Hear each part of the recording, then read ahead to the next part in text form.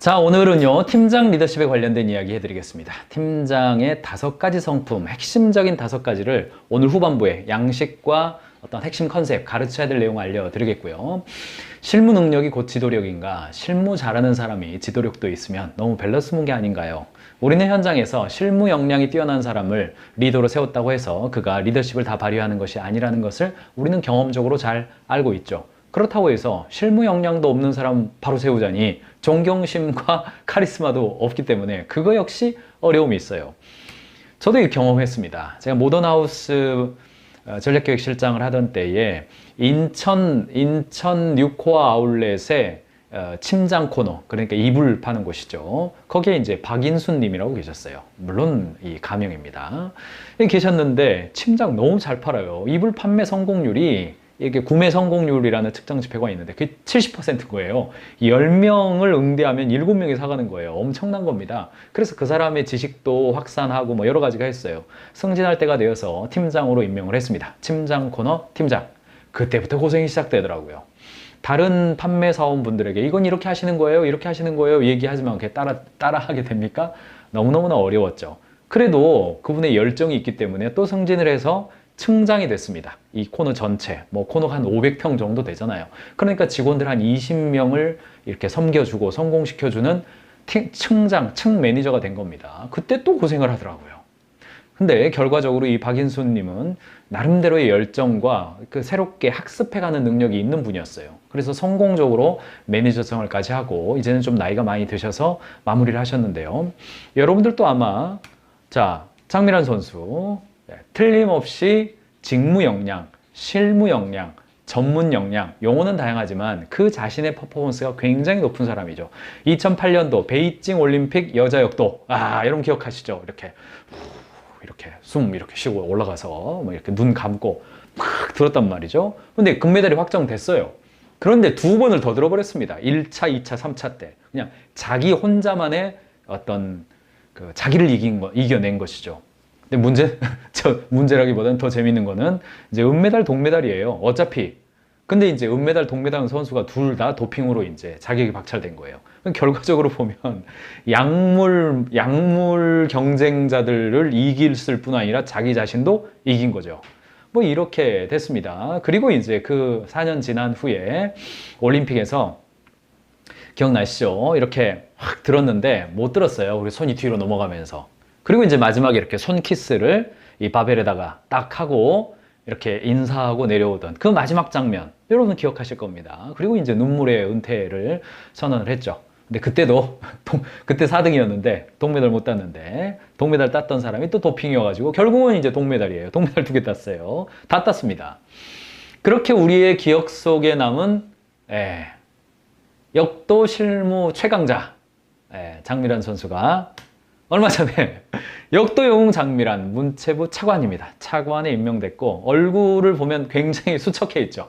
이렇게 살이 많이 빠졌어요. 그래서 사람들 머릿속에 아니 뭐 역도 잘 들었다고 차관이란 말이야? 고위공직자에 임명했단 말이야?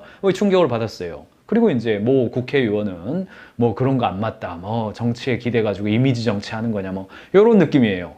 그런데 이제 며칠 지나서 국감장에 이런 장면이 하나 연출됐습니다. 아마 여러분 류호정 국회의원이죠. 국회의원이고 뭐 굉장히 이렇게 독특한 행동 많이 합니다. 그리고 현재 여당과는 척을 지고 있는 이념적으로 가장 이 대척점에 있는 이 국회의원인데 요 셀카 찍는 장면, 특별히 아이폰, 그 다음에 스티커 붙어 있죠, 스티커.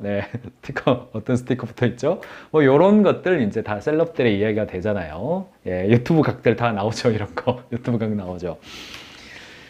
어떻게 이렇게 되는가? 장미란 자격 논란, 역도 여제에서 최연소 장관, 온라인 커뮤니티에서 아무튼 이런 이야기들 막 나오는 겁니다. 나오는 거예요. 잘 알지 못하고 하는 경우가 대부분인 거죠.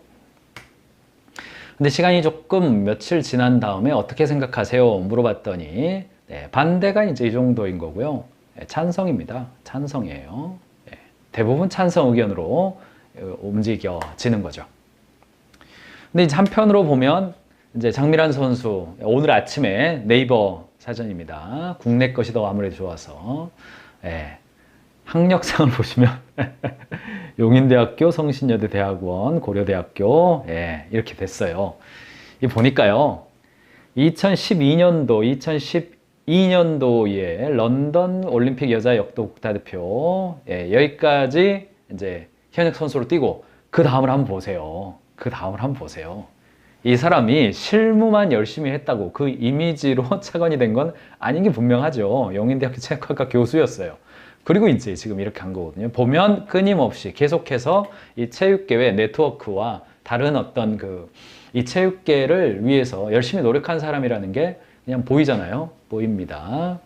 그리고 얼마 전에, 요즘 뭐 유퀴즈, 예전에는 뭐 무릎팍도사라고 프로그램이 있었어요. 그게 이제 그런 역할을 했던 것 같은데, 매경에서 이미지 다시 재조있고, 유퀴즈, 교수님의 교수님, 용인대학교 체육학과, 다른 데도 아니고. 그래서 선수로서의 성과를 냈을 뿐 아니라 고위 정책 결정자로서의 성과를 내기 위해서 오랫동안 노력해 왔더라고요. 뭐 제가 장미란 선수는 몇 번 만났습니다. 그리고 이제 비욘드 골드 모임입니다. 모임이 있는데 금메달을 딴 사람들이 모여서 어떻게 우리가 이 사회에 대해서 섬기고 봉사하면서 살 것인지에 대한 그런 이야기를 서로 나누는 하나의 단체인데, 예, 뭐 아주 성실합니다. 성실해요. 모두가 좋아해요. 또 겸손하죠. 그래서 대한민국 국민으로서요, 여다, 야다 이런 걸 떠나서 어쨌든 지금 정책에 대한 책임을 지고 있는 팀이니까 잘 되기를 바라는 마음이죠. 잘했으면 좋겠습니다. 장미란 선수 주변에 있는 다른 정치 혹은 행정가 출신의 원팀으로 일하시는 분들도 잘 이렇게 일하는 방식이 좀 다를 텐데 그런 것들 잘 융합해서 좋은 어떤 리더십으로 커갔으면 좋겠습니다. 자, 근데 우리 고트 메시 할아버지, 메시 아저씨, 메시 아저씨 연봉 5,700억 사우디 제한 물리친 메시 미국 마이애미에서 뛴다. 마이애미 도대체 어디야? 뭐 이렇죠. 돈을 원했다면 사우디로 갔을 것. 충격 미국행. 유럽 떠나는 메시, 끝까지 낭만, 낭만을 잃지 않는 낭만의 시대. 바르샤 아닌 유럽팀, 생각지도 않았다. 어차피 사우디 쪽에서 요구가 있었고 바르샤는 생각은 했는데 바르샤가 메시가 가면 바르샤에 있는 다른 선수들의 연봉을 삭감해가지고 그 돈 모아서 메시를 줘야 되는 그런 상황이에요. 그러니까 그건 뭐 안타까워했죠. 결과적으로 최종 선택을 인터 마이애미, 플로리다주 마이애미 있죠. 여기가 어디냐? 도대체 어디냐? 미국 동부에 이렇게 키웨스트 쭉 아래로 내려오잖아요. 굉장히 더운 동네입니다. 이 아래 멕시코 쪽으로 그 지중해 쪽 있잖아요. 여기가 어디냐면 모든 스포츠 선수들의 로망, 축구는 몰라도 베컴은 안다. 베컴이죠. 베컴이 이제 마이애미로 갔죠. 마이애미로 갔다가 지금은 마이애미의 구단주입니다. 구단주. 그리고 베컴과 한솥밥을 먹게 됐죠. 인터 마이애미, 미국 플로리다주 이거요.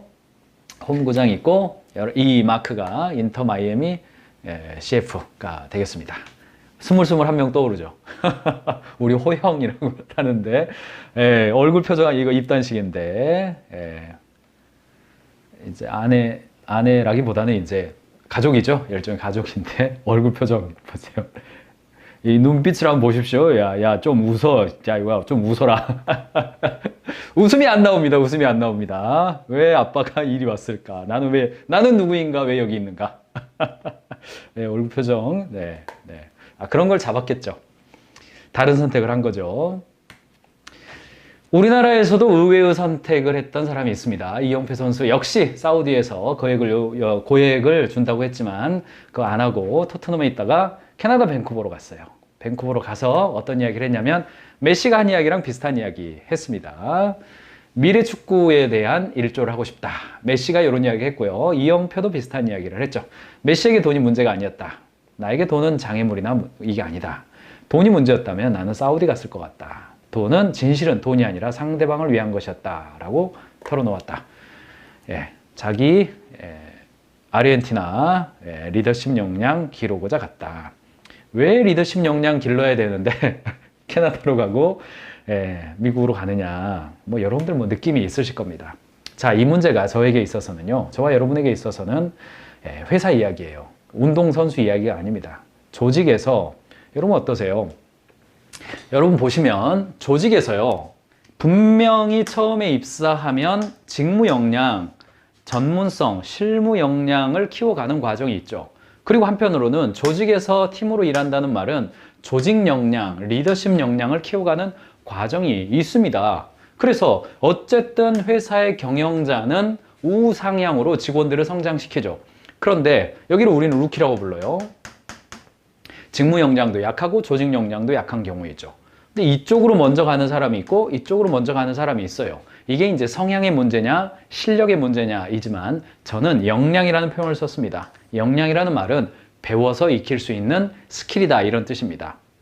그래서 루키에서 직무 역량이 올라가면 전문가 집단이 되는 거죠. 익스퍼트 집단이 되는 겁니다. 그리고 루키에서 조직 역량 이쪽이 올라가게 되면 어떤 집단이 돼요? 관리자 집단이 되는 거죠. 매니저 집단이 되는 겁니다. 관리할 수 있는 거죠. 그런데 이제 결과적으로는 이쪽까지 가는 거죠. 어느 루트가 어떻게 되느냐가 중요한 게 아니라. 그리고 이걸 이제 리더십이라고 부릅니다. 리더십 집단이다, 리더다 이렇게 불러요. 중요한 것은 뭐냐면 여러분들이 좀 구별할 수 있어야 돼요. 오른쪽 축으로 X축과 위로 올라가는 Y축은 다른 축이라는 것입니다. 그래서 전문가가 됐다고 해서 사람들을 맡겨버리면 힘들어지기 시작한 거고요. 또는 이쪽에서 사람들과 잘 융합하고 이렇게 뭐 코드를 맞춘다고 해서 그냥 올려버리면 실력 없다는 이야기를 듣게 되는 거죠. 그래서 잭 웰치한테 한 기자가 물었습니다. 자, 루키가 있고 전문가가 있고 관리자가 있고 리더십이 있는데 여긴 참 좋겠죠. 이거 키우면 되죠. 자, A그룹하고 관리자 A그룹하고 전문가 B그룹이 있습니다. 이 두 그룹 중에서 어떤 그룹에 더 주안점을 두고 회사를 운영하십니까? 물었더니 잭 웰치는 뭐 실력 없으면 해고 많이 하기로 유명한 사람이에요. 그래서 많은 기자들이 B라고 대답할 줄 알았는데 잭 웰치가 의외의 대답을 했어요. 저는 A를 선택하겠습니다. 뭐 이렇게 대답을 했어요. 그러니까 의외잖아요. 그러면 뭐 실력도 없는데 마음씨 좋은 사람 하란 말입니까? 뭐 이런 느낌인 거잖아요. 그래서 이제 잭 웰치가 뭐라고 말을 했냐면 첫 번째, 이쪽이 높은 사람은 회사 내에서 학습하고 개선할 가능성이 높다. 이쪽이 높은 사람은 다른 사람을 서포트해주고 있기 때문에 아직은 내가 모르는 그의 잠재된 역량이 높을 수가 있다. 세 번째, 전문가는 나중에 돈으로 살 수가 있는데 회사의 로열티와 회사의 어떤 그 리더십을 잡아주는 관리자들은 돈으로 살 수가 없다. 그래서 나는 이쪽을 더 중요하게 생각하고 전문성을 키워주려고 한다. 뭐 이런 이야기를 했어요. 바꿔서 말하면 직무 역량 훈련시키는 것보다 조직 역량 훈련시키는 것이 더 오래 걸리고 어렵다. 뭐 이런 이야기를 하는 겁니다. 저도 현장에 가면 지식이 있는 사람들, 또 어떤 영역에 전문성이 있는 사람들, 이런 이야기들 많이 만나는데, 자, 팀장 이야기를 한번 보시죠. 팀장 되기 싫다는 뛰어난 직원, 에이스와 리더는 다른 카테고리 같습니다. 현장에서 이런 이야기를 하는 겁니다. 그래서 전문성의 축과 리더십의 축을 구별해서 세로로 가는 역량, 즉 리더십을 키워주는 역량과 전문성을 키워주는 역량, 이것을 직무 역량이라고 하고 이쪽을 조직 역량, 이 표현은 피터 드러커 표현입니다만 이쪽을 실력이라고 하고요, 이쪽을 리더십이라고 하죠. 다 합해서 똑같은 말로 부를 수 있지만 축이 다르다는 것을 우리가 봐야 되는 겁니다. 그래서 시중에 혼자만 일 잘하는 팀장이 가장 쓸모없다, 팀장 리더십 수업, 이런 책들 제가 권장하는 책들이죠. 실력 있는 A급 직원이 중간 관리자, 팀장이 되고 나면 B급 혹은 최악의 중간 관리자로 전락할까? 아주 뭐 그냥 쉬운 예 하나만 말씀드리면 수학 문제 잘 푸는 사람들이 과연 못하는 거죠. 네. 안 풀리는 경험을 해본 적이 없어. 그냥 뭐 근해 공식을 보면 그냥 다 외워지는데 왜 고민하고 있냐 뭐 이런 거예요. 팀장의 역량이 더더욱 중요해진 시대가 됐습니다. 어제 제가 현장 가서도 그런 이야기를 했는데 과거에는 직장 생활을 시작을 하면요, 상당 기간을 시키는 일만 제대로 하면 큰 문제가 없고 좋은 평가를 받아왔어요. 이게 관리의 시대이기 때문에 그렇죠. 근데 지금은요, 포스트 코로나 시대가 되었고 한 사람 한 사람이 들어오자마자부터 고민하고 생각하고 생산성에 대해서 주도적으로 일하는 사회가 됐습니다. 사회 전체 분위기도 그렇게 됐어요. 그러니까 소통 능력, 책임감, 리스크 관리 능력, 너무너무나 중요한 거예요. 그리고 이쪽에 있는 게 뭡니까? 실무 능력, 신뢰도, 갈등 조정, 행정, 이게 다 뭐예요? 전문성적 이야기잖아요. 이쪽이 뭡니까? 리더십 이야기 아닙니까? 리더십. 점점점 더 직무 역량은요, 솔직히 좀 극단적으로 표현하면 직무 역량은요, 다 크몽에서 갖다 쓸 수 있어요. 숨은 고수에서 갖다 쓸 수 있고, 뭐, 로켓펀치니, 뭐, 이런 다 갖다 쓰면 돼요, 급하면. 돈으로 재능을 다 살 수 있는 시대가 됐잖아요. 그런데 돈으로 못 사는 게 뭐냐? 회사의 한 방향 정렬된 리더십은 돈으로 살 수가 없다는 이야기죠. 오래 걸려요. 2020년 대한상공에이스 조사를 보면 리더에게는 무엇보다 커뮤니케이션 능력이 중요하다는 것을 알게 되었다. 커뮤니케이션 능력. 리더에게는 무엇보다 리스크 관리가 중요하다는 걸 알겠다. 유연하게 바뀌는 것. 그래서 애자일과 OKR이 중요해졌죠. 리더의 역량을 제대로 알 수 있게 되었다. 급변한 상황이 되니까 실무 능력보다는 다른 역량이 훨씬 더 강조되어지는 겁니다. 그 역량이 뭐냐? 사람들에게 물었어요. 물었더니 당신이 팀장에게 만족하지 않는 이유는 뭐냐? 커뮤니케이션 능력이라니까요. 교양과 매너와 상식이에요. 리더십과 통솔력이에요. 인재 코칭 능력이에요. 그리고 실무 능력은요, 15%밖에 안 됩니다. 전부 다 조직 역량, 리더십 역량이라는 겁니다. 직장 생활에서 리더의 역할과 리더십 관련 전반적인 인식을 보니까 좋은 리더를 만나면 회사 생활을 더 열심히 할 수 있게 된다. 87.1%. 좋은 리더를 만나면 남들보다 회사에서의 성장의 기회를 더 얻을 수 있다. 86.6%. 직장 생활을 하면서 정말 믿고 의지할 만한 리더를 만나기는 쉽지 않은 것 같다. 84.3%. 이런 방식으로 직원들도 구성원, 실무자들도 내가 좋은 리더를 만났을 때 내가 정말 더 즐겁게 일하고 싶다라는 거 다 인식이 그렇게 있는 거예요. 퇴사하는 1순위가 바로 윈 리더 때문이라고 그러잖아요. 팀장을 그러면 어떻게 교육시킬 거냐? 귀사, 신인 팀장의 최저 연령대는 얼마입니까? 봤더니, 보세요. 31에서 35세, 36에 40세, 여기에 선이 있습니다. 41세 이상, 어때요? 네, 그렇죠. 경영자보다 훨씬 아주 비교적 어린 나이대에 다 팀장으로 임명이 됩니다. X세대 팀장과 밀레니얼 팀장의 성향과 업무 방식에 차이가 있다고 생각합니까? 네, 차이가 있다. 차이가 있다. 네, X세대, 그러니까 50대에 생각하고 밀레니얼 40대 한 중반까지로 볼 수 있죠. 차이가 있다. 달라졌다는 이야기예요. 그래서 팀장 교육이 굉장히 중요한 영역으로 지금 돼 있고, 현장에서 정말 중요한 것은 관리, 시스템, 규정, 제도 이런 게 아니라 개별화된 방식의 터칭이 중요하기 때문에 팀장들이 자기 팀원들을 어떻게 리더십을 발휘하느냐가 굉장히 중요한 거예요. 문제는 뭐냐면 HR 인사이트 자료고 별도의 지원 정책 혹은 체계가 없음. 이게 43%예요. 여러분 회사의 체계가 좀 부족하다 생각하시면 43%에 해당된다. 외부 교육이나 세미나 이 정도가 제일 많습니다. 30%. 조금 쉽게 할 수 있는 거죠. 문화 형성하는 거, 이러닝 교육하는 거, 집합 교육 해보는 거, 소규모 코칭이나 교육하는 거 13%밖에 안 됩니다.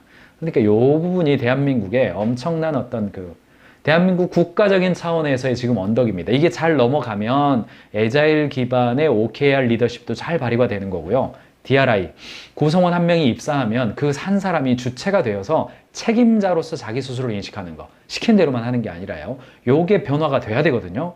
저는 그 핵심 이니셔티브를 팀장이라고 보는 겁니다. 팀장이라고 봅니다. OKR을 하는데 성과가 안 나고 어려움이 있어요. 1대1 미팅도 잘 안 되고요. 아이디어 나눔도 잘 안 돼요. 핵심 빠지고 들어가 보면 아직 팀장 교육을 안 시키고 있는 거예요. 팀장 교육이 핵심입니다. 대한민국의 선물과 또 같은 하나의 사건이 있었습니다. 2002년, 2002년에 태어나신 분도 있으시더라고요. 저희 인턴 중에서도 2002년생이 있죠. 2002년생이 지금 대학교 1학년인가요? 대학교 3학년이겠네요. 있습니다. 대학교 3학년이 있으니까 있어요. 엄청난 선물과도 같은 사건이었습니다. 히딩크 감독의 리더십은 우리 모두에게 이미지가 있어요. 히딩크를 제가 가져와서 컨셉을 좀 잡아드리려고 그러는 거예요. 첫 번째, 설득과 합의예요. 객관적 지표를 통해서 설득을 했죠. 그래서 BOI라고 그랬어요. 경영 성과 지표예요. 세계적인 선수들의 BOI하고 비교를 했고, 히딩크 감독은 맥박 회복 속도를 4분에서 30초로 줄이겠다라는 명확한 성과 목표를 제시했어요. 그러니까 경영 계기판이 분명해야 된다는 거예요. 팀은 팀의 성과가 분명해야 된다는 겁니다. 그 전까지만 해도 우리가 졌다 그러면은 우리는 투지가 부족해서 졌다, 열정이 부족해서 졌다, 그런 아니에요. 열정과 투지의 문제가 아니라 체력의 문제였어요. 체력의 문제. 그 정확하게 본 겁니다. 맞춤형 동기부여인 겁니다. 이 박지성에게 하는 이야기랑 안종환에게 하는 이야기, 예, 자존심을 자극했다, 뭐 이런 이야기 좀 나오잖아요. 박지성은 성실한 사람이니까 격려와 칭찬이 중요했다. 이런 것들, 개별화 리더십, 우리 이미 히딩크를 통해서 조금 얻었어요. 그리고 이제 효율적인 소통과 몰입인 겁니다. 예, 창조적인 플레이를 결정하도록 했기 때문에 편하게 의사결정하고 선수들은 반말로 하게 했다잖아요. 명보 뭐 이런 식으로. 그거 뭐 당시 지금도 그러면 큰일 나죠. 지금도 그러면 큰일 나요. 이영표 선수 다시 나옵니다만 그라운드 위에서 히딩크를 위해 죽어야겠다는 생각이 들었대요. 참 어떻게 하면 이렇게 되는지 몰라요. 얼마나 지도자가 선수들의 마음을 얻어서 매 경기 100%를 할 수 있도록 만드는 것이 지도자의 핵심이다. 이영표 선수의 마음속에는요, 이렇게 전구가 하나 켜진 거예요. 전구가 켜졌습니다. 어떻게 해요? 나도 나이가 들어서 저 정도 됐을 때에 다른 선수들에게 리더십을 발휘할 수 있는 위치에 있어야겠다. 내가 저런 리더가 돼야겠다. 켜진 거예요. 그리고 이제 캐나다 밴쿠버 갔고 복귀해서 예, 감독이 아니라 예, 대표가 됐잖아요. 강원도 FC 대표가 됐다가 지금 뭡니까? 대한축구협회 부회장으로 있죠. 여러 가지 최근에 뭐 어떤 사건이 있습니다만 들여다보면 이영표 선수 개인이 결정할 수 있는 일은 아니었던 그런 측면도 있었던 거잖아요. 예, 저는 좋은 리더로 커갔으면 좋겠습니다. 네, 사례뉴스 자료 가지고 왔습니다. 직접 실무를 이끄는 팀장은 실무 능력과 함께 리더십을 길러야 된다. 이고요. 오늘의 제가 여러분들에게 드리고 싶은 예, 적용점. 일하기 좋은 팀장의 성품 5가지 적용하기인 거고요. 저희가 선정한 5개의 성품은 리더십 5개의 성품입니다. 겸손, 용기, 사랑, 열정, 온전함. 이런 단어들 좀 어떠세요? 경영자가 팀장한테 이런 단어들을 이렇게 꺼내면 아니 갑자기 뭐 여기가 뭐 어디 어디 성당입니까? 뭐 이럴 수 있는 거죠. 그런데 요거는요. 비즈니스 책에서 나온 이야기입니다. 비즈니스 책에서 나온 이야기고요. 겸손, 용기, 사랑, 열정, 온전함이라고 하는 키워드를 가지고 조직 역량, 그러니까 저쪽에 있는 리더십 역량, 그리고 예, 조직 역량, 예, 보이시죠? 예, 이쪽 관점에서 생각을 해보시고 그런 관점에서 여러분들이 좀 측정해보고 이런 것도 좀 드렸어요. 그래프 드렸습니다. 이런 것들을 좀 참고하셔서 일하기 좋은 팀장의 5가지 성품, 그래서 팀장을 발령을 냈다. 그러면 상호간에 지금 좋은 상태니까 이때 이런 체크리스트 한번 줘보고 써가지고 한번 와봐라. 그러면 한 3개월 내에 어느 정도 한번 갈지 대화하면서 성장해 가자. 그리고 이제 그 다음에 해야 될 게 뭐예요? OKR 카드를 팀장이 되면 팀장으로서의 목표를 오브젝티브와 키 리절트로 작성을 해서 경영자와 만나기 시작을 해야 되는 겁니다. OKR 프랙티스 카드 파일 넣어드렸습니다. 여러분들 지금은 영상은 보시지만 영상 보신 다음에 지금 넘어가지 마세요. 영상 보신 다음에 파일 리스트 있잖아요. 거기 들어가셔서 파일 다운로드 받으시고 로직 모델도 이렇게 좀 보시고요. 목표 잡을 때 도움이 될 만한 거 양식 올려드렸습니다. 대화할 때 중요한 게 있는 그대로의 사실로 대화하기. 바꿔서 말하면 비폭력 대화 이런 건데 있는 그대로의 사실로 대화하기. 이런 요소들을 4월 모닝 챌린지 때 기억나세요, 여러분들? 제가 이렇게 모자 이렇게 2개 써가면서 여러분들이랑 모닝 챌린지 했던 기억나시죠?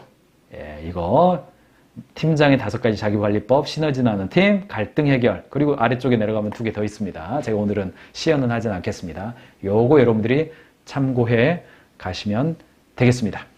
가인지 TV를 구독하시면 매일 새로운 경영 인사이트를 시청하실 수 있습니다. 여러분 회사에 가인지 캠퍼스를 도입하시면 전 직원과 함께 영상 강의와 파일 다운로드로 실력을 올려가실 수 있습니다.